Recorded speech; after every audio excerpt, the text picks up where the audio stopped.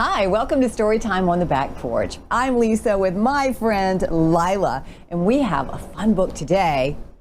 And it's a time when you do fun things. April Fools. This one is called April Fool Phyllis. It's by Susanna Leonard Hill and Jeffrey Ebbeler. Let's find out what kind of tricks are going on for Phyllis and what kind of animal Phyllis might be. Phyllis knew everything about the weather. After all, she was Punxsutawney Phyllis, weather prophet extraordinaire. So when she woke up on April 1st, the day of the spring treasure hunt, it took only one whiff of the morning air to tell her something wasn't right. "We have to cancel the treasure hunt," she announced at breakfast. "There's a blizzard coming." Everyone was stunned. "A blizzard?" said Uncle Phil. "In April?" Then Phil Jr. started to laugh. "You actually had me fooled for a second," he said. "Yeah, Phyllis," snickered Pete. "Not a bad joke." "This isn't an April Fool's joke," insisted Phyllis, but no one paid attention. Aunt Patsy flooded her pancakes with homemade maple syrup and passed the jug to old Grandfather Groundhog. "What a great year for syrup," he said. "I can't remember a year when the sap has run this long." "That's because winter isn't over," said Phyllis. "I'm telling you we're going to have a blizzard today." "Give it up, Phyllis," said Pete. "If folks don't listen," Phyllis said, "they'll be in danger when the blizzard comes." A bit later, Phil Jr. came in from outside. "Phyllis is right," he said. "It's freezing." He held out his paws to Aunt Patsy. "They're like icicles," she exclaimed. "We can't have the treasure hunt if it's this cold." "I told you," began Phyllis. "April Fool," shouted Phil Jr. "I used a bag of ice to make my paws cold." "Very funny," said Phyllis, but everyone else laughed. A few minutes later, Pete yelled down from the mouth of the burrow. "Phyllis was right. It's snowing." Everyone rushed up the tunnel. Sure enough, a curtain of fat white flakes drifted across the opening. "Oh my!" exclaimed Aunt Sassy. "April Fool!" shouted Pete. "It's only confetti."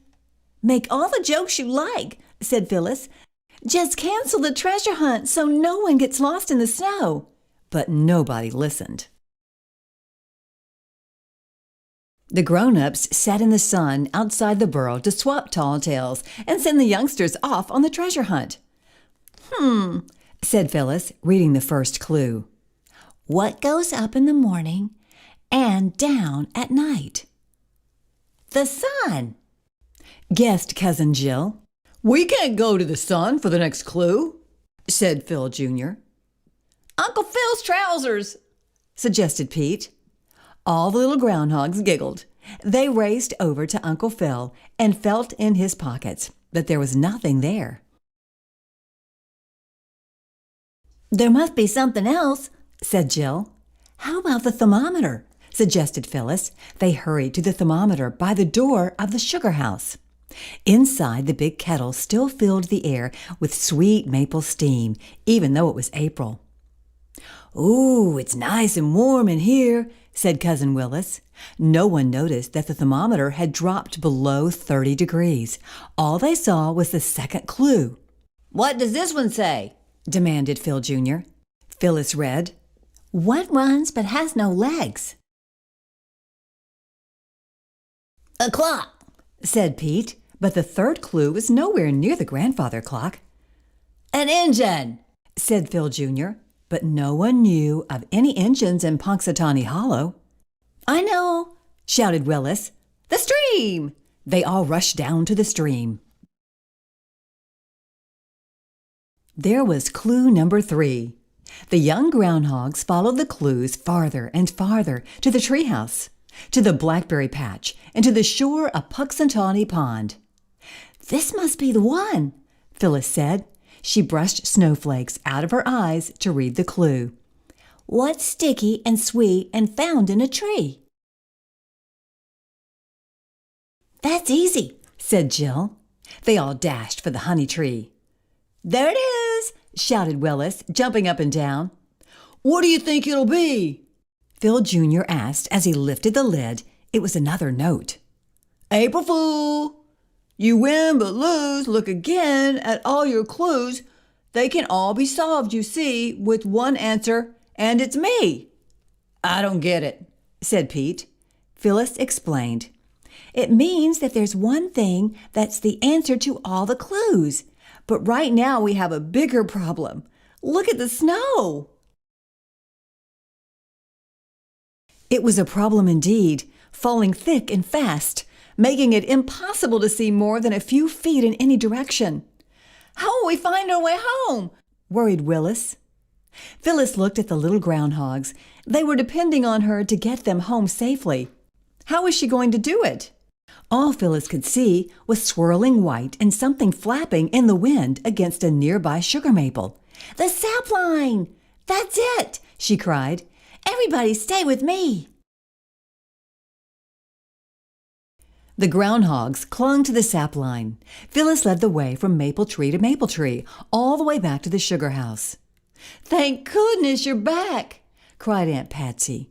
We should have known you were right about the blizzard, said Uncle Phil. Looks like we're the April Fools. All's well that ends well, said Aunt Patsy. But we never saw the treasure hunt, said Phil Jr. Yes, we did, Phyllis said triumphantly. What goes up in the morning and down at night? What runs but has no legs? And what's sticky and sweet and found in a tree? Sap! The treasure is right here. Sure enough, in the back corner of the sugar house was another treasure chest. Phyllis lifted the lid eagerly. It's empty, she cried. What?